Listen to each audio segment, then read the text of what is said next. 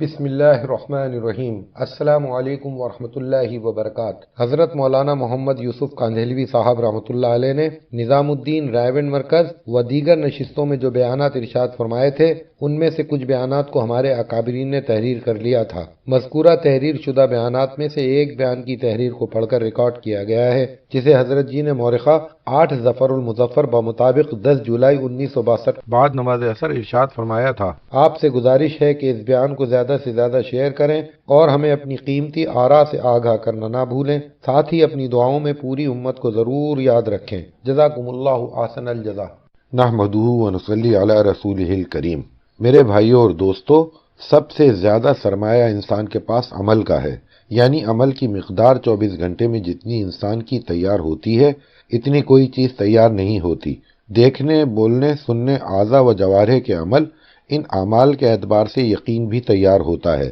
زندگیوں کا تعلق حقیقت کے اعتبار سے انسان کے عمل سے ہو اور یہ عمل کی طرف التفات نہ کرے اور دوسری چیزوں کو سامنے رکھ کر ان کے اعتبار سے چلتا رہے تو عمل کا سرمایہ بگڑ جاتا ہے۔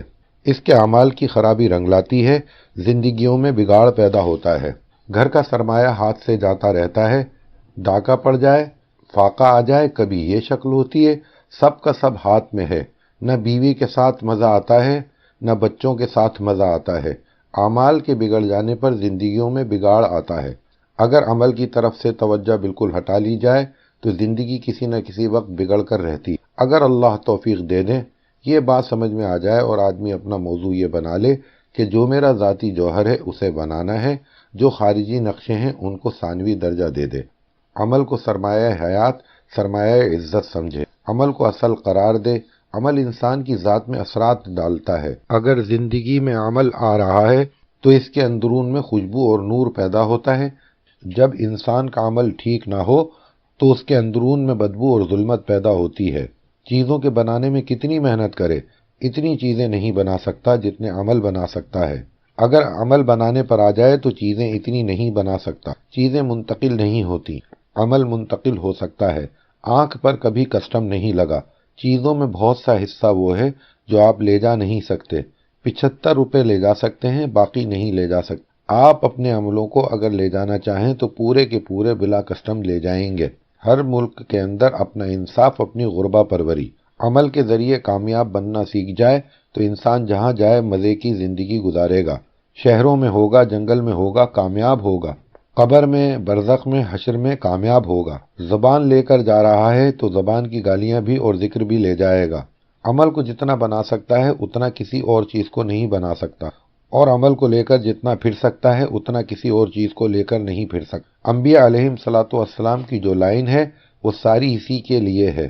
خدا زندگی بناتا اور بگاڑتا ہے، عملوں پر بناتا اور بگاڑتا ہے۔ حضرت نوح علیہ الصلاۃ والسلام کے زمانے میں اکثریت ڈوب کر ختم ہوئی۔ کیا سبب بتایا قرآن میں؟ ان کے عمل خراب تھے۔ اکثریت کے پاس کشتیاں تھیں، ان کے پاس صرف ایک کشتی تھی۔ جن کشتیوں میں خراب عمل والے تھے وہ ڈوب گئیں۔ اکثریت کے پاس لاکھوں باغات تھے، وہ بھی ڈبو کر ختم کر دیے گئے۔ حضرت نوح علیہ الصلاۃ والسلام کے پاس ایک چھوٹی پوت تھی جو آج تک چل رہی ہے۔ ہمارے پاس کوئی جائیداد نہ رہے، ناکامی کی دلیل نہیں۔ اگر جائیداد ہاتھ میں آ جائے تو ناکامیابی کی دلیل نہیں۔ عمل خراب ہوں گے، ناکام ہوں گے، عمل صحیح ہوں گے، کامیابی ملے گی۔ قوم سمود کے عمل خراب تھے، قومی صنعت میں ناکام ہو گئے۔ قوم عاد کے عمل خراب تھے، قومی قوت میں ناکام ہو گئے۔ ساری تفصیل کا خلاصہ ہے، چیز تقرب ہے عمل کی۔ عمل بنیاد ہے کامیابی یا ناکامی کی۔ عمل ہونے میں چیز کا ہونا نہ ہونا برابر ہے۔ ہمارے پاس اگر روٹی نہیں ہے تو عمل کریں گے، صبر کریں گے، اللہ سے پائیں گے۔ جلدی کمانے کے لیے قدم اٹھائیں گے، روٹی ہے تو کھا کر باقی رکھ دیں گے یا تقسیم کر دیں گے۔ چیز کا ہونا بھی تقرب عمل ہے اور چیز کا نہ ہونا بھی تقرب عمل ہے۔ عمل بن گیا تو کامیابی مل جائے گی۔ کائنات چیزوں کی مشین ہے، اس کا موضوع چیزوں کا بننا ہے۔ دیکھنے میں یہ نظر آتا ہے کہ چھوٹی مشین بڑی مشین کے تابع ہے، حقیقت میں اس چھوٹی مشین کی تابع ہے بڑی مشین۔ اگر چھوٹی مشین کے عمل بہتر ہو جائیں گے تو عالم کے اندر چیزوں کا وجود بھی بڑھے گا، حفاظت، طاقت، صحت، تقسیم بھی بڑھے گی۔ جس کو پیٹ بھرنے کے لیے بنایا ہے اس میں پیٹ بھرنا پڑے گا۔ اگر عمل خراب ہو جائیں تو چیزیں گھٹنی شروع ہو جائیں گی۔ زلزلہ آیا، سیلاب آیا، حفاظت والی چیزوں میں سے حفاظت نکال لی جاتی ہے، صحت والی چیزوں میں سے صحت کم کر دی جاتی ہے، عمل بالکل خراب ہو جائیں تو صحت کی چیزوں میں سے صحت بالکل ختم کر دی جاتی ہے۔ پہلے انبیاء علیہم صلاۃ والسلام تشریف لائے، عمل پر یہ ہوتا ہے، عمل کی خرابی پر زندگی یوں بگڑتی ہے، عمل کی صحت پر زندگی یوں بنتی ہے۔ اس مشین سے جو کچھ بن کر تیار ہوئی چیزیں وہ ہاتھ میں ہیں، اور انسانی مشین سے جو چیزیں تیار ہوئیں وہ خراب۔ اب زندگی بگاڑ کر دکھلائی ان قوتوں کے اندر، اور ایک طرف کائناتی مشین کے نقشے ہاتھ میں ہیں اور انسانی مشین کی چیز عمل اچھے ہیں، ان کو کامیاب کر کے دکھایا۔ اسی بنیاد کو ساری دنیا میں چلانے کے لیے بیک وقت حضرت محمد صلی اللہ علیہ وآلہ وسلم کو تمام زبانوں، تمام ملکوں، تمام کچے اور پکے مکانوں، قوی اور کمزور کے لیے نبی بنا کر بھیج دیا۔ اگر اس دنیا میں کامیابی، انصاف، رحم، اخوت، محبت کی حقیقت، خون کی حفاظت کے مبارک دن دیکھنا چاہتے ہو، سیلاب نہ آئیں، لہلہاتے باغات کو دیکھنا چاہتے ہو، پیداوار ہزاروں گنی بڑھ جائے، تو عمل پر محنت کا میدان قائم کرو۔ انبیاء علیہم صلاۃ والسلام نے کبھی چیز پر محنت نہیں کی، عمل پر چیز دلوا کر دکھلائی۔ حضرت سلیمان علیہ السلام نے عمل سے ملک لے کر دکھلایا، چھوٹی سی حکومت میں لمبا چوڑا خرچہ کر کے عجیب قسم کے گھوڑے منگوائے، دیکھنے میں مست ہوئے، نماز کا خیال نہ رہا، چیز کا مشاہدہ کیسا ہے، متنبہ ہوئے، دیکھا تو نماز قضا۔ حضرت سلیمان علیہ السلام خلوت میں جا کر تڑپ کر روئے، یہ عمل ہے، مالک کی منشا کے خلاف ہو جائے تو تڑپ کر روئے۔ سلیمان قصور معاف کر دیا، مانگو کیا مانگتے ہو؟ اے خدا ایسا ملک مانگتا ہوں جو مجھ سے پہلے نہ بعد کسی کو ملے۔ اے ملک پرستو، ملک کے دیوانوں، دیکھ لو اگر عمل کرے ملک مانگے تو ملک یوں ملتا ہے۔ حضرت سلیمان علیہ الصلاۃ والسلام کا تخت جا رہا ہے، پرندوں نے سایہ کر رکھا ہے، نیچے جانور مشابہت کر رہے ہیں۔ ایک آدمی کی زبان سے نکل گیا، اللہ اکبر، کیسا ملک دیا ہے۔ ہوا نے جاسوسی کی، میرا تخت اتارو، اس آدمی کو پکڑ کر لاؤ۔ کیوں جی، تم نے ہمارے بارے میں کیا کہا؟ حضور میں نے تو کچھ نہ کہا، میں نے تو صرف یہ کہا۔ جھلا کر یوں فرمایا، تو اس کہنے کو کیا سمجھتا ہے؟ خدا پاک کی قسم، ایک دفعہ اللہ کہنے میں جو مزہ آتا ہے وہ ساری دنیا کی حکومت میں نہیں ہے۔ حضرت ایوب علیہ الصلاۃ والسلام نے دکھایا، عمل پر گھریلو زندگی یوں بنتی ہے۔ عمل والا انسان جس نے اپنے عمل کا معیار اتنا قائم کر لیا ہو کہ ہر مشقت برداشت کرتا ہو، لیکن عمل کو بگڑنے نہیں دیتا۔ نکلے کیڑوں کو ڈالتے تھے، میرے خدا نے بھیجے ہیں۔ ایک دن رو دیے، چیز پر کبھی نہ روئے، جان کی تکلیف پر نہ روئے۔ اس دن روئے جس دن کھٹکا ہوا کہ شیطان ہمارے یقین اور ہمارے عمل پر ڈاکہ ڈالنے کھڑا ہو گیا۔ ایک روایت میں یہ ہے کہ ان کی بیوی مزدوری کر کے لایا کرتی تھیں، شیطان نے سب کے گھروں میں جا کر کہہ دیا، بیماری نہ پھیل جائے، کہیں مزدوری نہ ملے، طبیعت بے قرار ہو گئی، سر کے تہائی بال مونڈے، اس کی روٹی لا کر کھلائی۔ حضرت ایوب علیہ السلام نے دوسرے دن پوچھا، اے بیوی کہاں سے لائیں اور کس صورت میں لائیں؟ بیوی رونے لگی، اپنا دوپٹہ ہٹایا، 2 حصے بال غائب۔ حضرت ایوب علیہ الصلاۃ والسلام رونے لگے۔ ایک روایت میں یہ ہے کہ شیطان نے پچھلا سارا نقشہ دکھلایا کہ یہ بلا اس وجہ سے آئی کہ ایوب علیہ الصلاۃ والسلام نے مجھے نہ مانا۔ میں یوں نہ کہوں کہ مجھے اللہ کی طرح مانے، میں یوں کہوں کہ تھوڑا سا مجھے بھی اس عالم کے نظام میں شریک کر لیں، تھوڑا سا عمل میرے لیے بھی کر لیں، مرغی کا بچہ ذبح کر دیں، خوش ہو کر آئیں، آج پاپ کٹ جائے گا، خدا جس دن مجھے تندرست کر دے گا میں 100 کوڑے ماروں گا۔ آیت۔ ربی انی مسنی الضر وانت ارحم الراحمین۔ رو کر کہا، جب آدمی نقشوں کی، چیزوں کی، جان کی، مال کی، آل کی پرواہ نکال دے، نقشے کے مقابلے میں زندگی بناتا ہے۔ ایوب علیہ السلام بہت دن سے انتظار میں تھے، کسی دن مانگو اور ہم دیں، چاہو تو وہی بچے دے دیں، چاہو تو اور دے دیں۔ پہلا سارا نقشہ واپس کر دیا۔ باقاعدہ سونا برسا، ٹڈیوں کی شکل میں برستا تھا۔ ایوب حرص کرتے ہو؟ آپ کی نعمت کی قدر کرتا ہوں۔ عمل پر زندگی بنتی ہے بغیر چیزوں کے، عمل کی خرابی سے زندگی بگڑتی ہے چیزوں کے اندر۔ قارون کو دھسا کر دکھلا رہے ہیں، حضور صلی اللہ علیہ وآلہ وسلم کی تشریف آوری ہوئی، دنیائے انسانیت کی محنت کو موڑنے کے لیے آپ صلی اللہ علیہ وآلہ وسلم تشریف لائے، ساری دنیا کے انسانوں کو عمل کی طرف موڑنے کے لیے تشریف لائے۔ اسی کے لیے مسجدیں بنائی گئیں جبکہ درخت سوکھ گئے۔ یہ مسجدیں اس عمل کی محنت کے لیے بنی تھیں۔ جتنے قسم کے آدمی دنیا میں بستے ہوں سب کے لیے ایک آواز، اللہ اکبر۔ جو کچھ تم دیکھ رہے ہو یہ سب چھوٹا ہے، اس سے کسی درجے میں کچھ نہیں ہوتا۔ جو بڑا ہے اس سے سب کچھ ہوتا ہے، اور وہ فقط اپنی ذات سے کرتا ہے۔ پانی سے نہیں ہوتا، اس خدا کی قدرت سے ہوتا ہے جس قدرت سے پانی بنا ہے۔ جہاں تم دیکھتے ہو ہونا وہاں سے تعلق نہیں رکھتا، قدرت سے تعلق رکھتا ہے۔ صفات کا صفات سے تعلق ہے، پیدا کرنا صفت ہے۔ اللہ کی قدرت سے تعلق ہے پیدا کرنے کا۔ پیدا کرنے کی صفت چیز سے نہیں ہے، پیدا کرنے کی صفت قدرت سے ہے۔ چھوٹے سے کچھ نہیں ہوتا، بڑا کرتا ہے۔ وہ اپنی قدرت کی صفت سے بیمار کرتا ہے، وہ اپنی قدرت کی صفت سے صحت دیتا ہے۔ اپنی قدرت سے چاہیں آگ میں جلائیں، اپنی قدرت سے چاہیں گلزار بنا دیں۔ تجارتیں، مل، وزارتیں، ایٹم، راکٹ بہت چھوٹے ہیں، اللہ بہت بڑے ہیں۔ جو چھوٹا ہے اس سے ہوتا نہیں، جو بڑا ہے اس سے ہوگا۔ اللہ الصمد۔